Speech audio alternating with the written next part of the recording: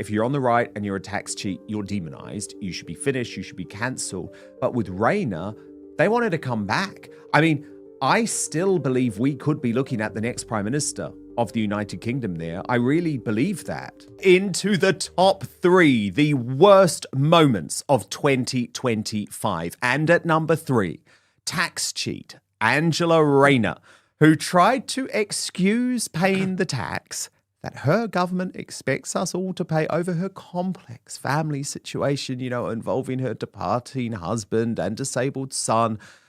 The type of sympathy that, of course, you'd never receive from HMRC if you were an ordinary Brit.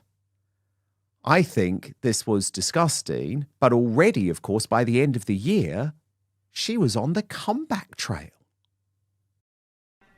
Parents of a disabled child with a trust who divorce and seek different properties face a complex tax petition. If there is one good thing, Mr. Speaker, that can come out of this, I hope that other families in the situation may now be aware of that and avoid getting into the position that I am now in. I am, of course, corresponding with the HMRC and they have my full cooperation. There is no excuse not to pay taxes owed, and I will do so. This was an honestly made mistake, but when you make a mistake, you take responsibility. To serve at the highest level of government was a privilege, not for the title or the office, but for the chance to change the lives of the people I grew up with and live alongside. Every day, I work to serve those same working class communities. In every decision that I made, I thought of them. She's not gone. Commentators and critics are once again speculating about Angela Rayner's future in British politics, with claims circulating online that internal Labour tensions could yet reshape the leadership at the very top. On tonight's panel, Dan Wootton is joined by comedian Dominic Frisby and Advance UK leader Ben Habib to examine why some believe Keir Starmer's grip on No.10 may not be as secure as it appears, and why Rayner continues to loom large in political debate. Now, Dominic Frisby, you were very taken there by Angela Rayner's hands. Well, this was something I once read a book all about body language a long time ago, and apparently if you're being investigated by the FBI, the reason they have tables with nothing underneath is so that they can see your feet. When you concentrate on your face when you're lying, but if your hands go, your feet go. She was shaking like a leaf. Her hands were going mad. I wrote a song about Angela Rayner, and the chorus of the song was "Maybe Karma Actually Exists," because she spent so many years in opposition. She actually said, "Tax dodgers cost lives." That was her line. And, resign, the slightest hint. Yes. And she fudged her council tax. Then she used her son's disabled NHS allowance to buy a second home. And then she bunked off her 40 grand's worth of stamp duty. She, and it was always some nuanced argument. It was never her fault. Yeah, but it was never her fault, Dominic. But she knew.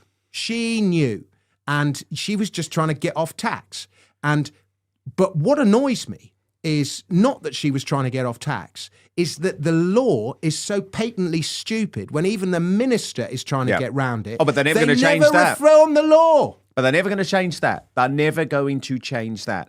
And Ben Habib, seeing the different reaction from the Labour Party, which is moving to the hard left, to this tax cheat in Angela Rayner has been quite astonishing because, as Dominic says, if you're on the right and you're a tax cheat, you're demonised. You should be finished. You should be cancelled. But with Rayner, they wanted to come back. I mean, I still believe we could be looking at the next Prime Minister of the United Kingdom there. I really believe that. Because it's either her or Ed Miliband at this rate. She's not gone. She's definitely not gone. And I think it also testifies to the very weak position Keir Starmer now has, and Rachel Reeves. He has to pretend he likes this woman. He has to pretend it, even now, because he's got such division in his own party. And this is again... And he hates her, by the way. Can we just be honest about that? He's always hated Has Rayner. he? Yeah, well, remember he tried to sack her and demote her, but he couldn't because she is the standard bearer for the left. This is, they're suffering. A lot of what they blamed the Conservatives for, being a divided house, not having a unified political philosophy, not being able to command the majority that they have in Parliament. They have a 100, or they had 175-seat majority last year. It's probably slightly down from that now. But they can't command their majority. And that means that they're going to play lowest common denominator politics, and everything is going to be a backroom deal, which means they will not be able to govern for the national interest, which takes me in turn to their inability, you'll remember this last year, to just cut 1.6% off the welfare bill. Because people like Angela Rayner will take them right down. They came to Parliament with a view to reduce it by 5 billion. They ended up spending more as a result of their welfare reforms than when they went in. And it's because of people like Angela Rayner. Yeah, so he's not in control of his own government. And just to finish the point, in order to pay these massive welfare bills, they're going to tax us. And she's dodging the taxes. To record levels. No, it's extraordinary. It is extraordinary. You would laugh or Stamp cry. duty is a terrible tax. Terrible tax. It is a tax on mobility. Evil. It is awful. And the wealth tax that they've brought in is going to be even worse. Agreed. Yeah. And the They fact don't want that it is us such owning a bad anything, tax. do they? They do not want us owning anything. And this obviously feeds into a bigger globalist strategy at play.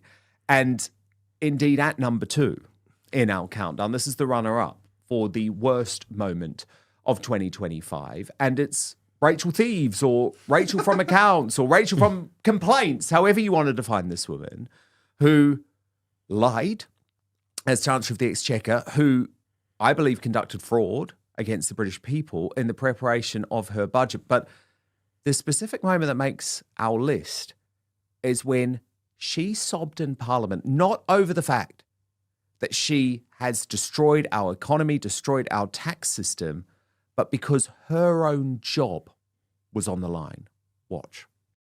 Of a Labour government, we've got free school meals, breakfast clubs, childcare, got £15 billion invested in transport in the North and the Midlands. We're cutting regulation, planning and infrastructure is pounding forward, building 1.5... And Dominic Frisby, I think a lot of people actually forget that this moment with Rachel Reeves was because she was worried that she was going to be out of a job. It was all political. And then, of course, the markets reacted, and she's now tied to Starmer forever. These two go down together. Yeah, you were saying about the Oxford Union guy playing the victim when it suited him. George Aberoni. George Aberoni. She does that. She complained about mansplaining. This was all down to sexism. Yeah. And, I just found when she lied on her CV, I just found that funny. Okay, because we've all exaggerated on a CV. But then the real crime was this lie about, the misrepresentation of the OBR report, the hushing up of that, so that she could put up taxes to keep the backbenchers happy. That was very dishonest, because effectively she was lying to the bond markets. And, there's all sorts of implications to that. But the bottom line is this. We have someone who is the Chancellor of the Exchequer who is a serial liar. 100%. She is. Yeah. I mean, Ben, she is. And she's lied about everything, by the way. Yeah. I mean, she's lied about what she did in terms of her own housing arrangements. She's lied about her career history. I mean, she's even lied about being a chess champion. But the as biggest a teenager. 26th in a local tournament. Yeah.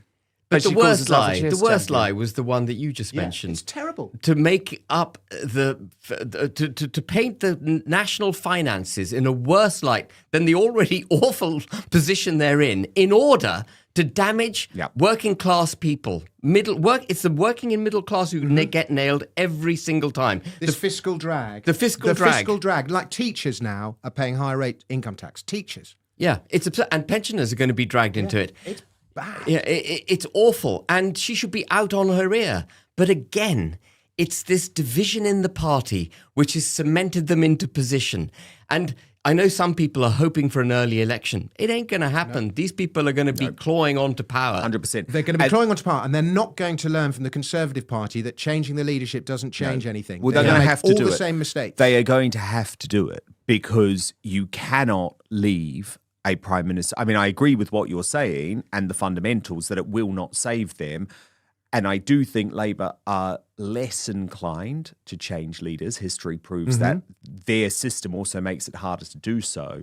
but you can't It's keep coming. Starmer in power. You just can't. No, I mean, it's the coming. guy is hated. He's not unpopular. He is hated. Who actually likes him? 100%. And this leads us on to the worst moment of 2025. We are there in know our what it is. countdown.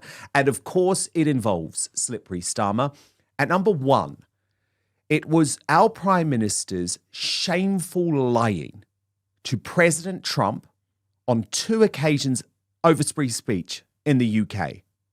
The bastard lied in front of not just President Trump's face, but J.D. Vance's face, claiming that we still have free speech in the disunited kingdom. The discussion turns to accusations, denials, and political narratives that have dogged senior Labour figures, with the panel stressing that these are claims, counterclaims, and opinions fiercely disputed across the political spectrum. Dominic Frisby brings satire and scepticism, while Ben Habib warns of what he describes as a hard left influence shaping Britain's political direction behind closed doors. For supporters, it's progress. For critics, it's a plot unfolding in plain sight. If you want uncensored political debate, independent voices, and sharp analysis you won't hear elsewhere, subscribe now, like the video, and tell us where you stand in the comments.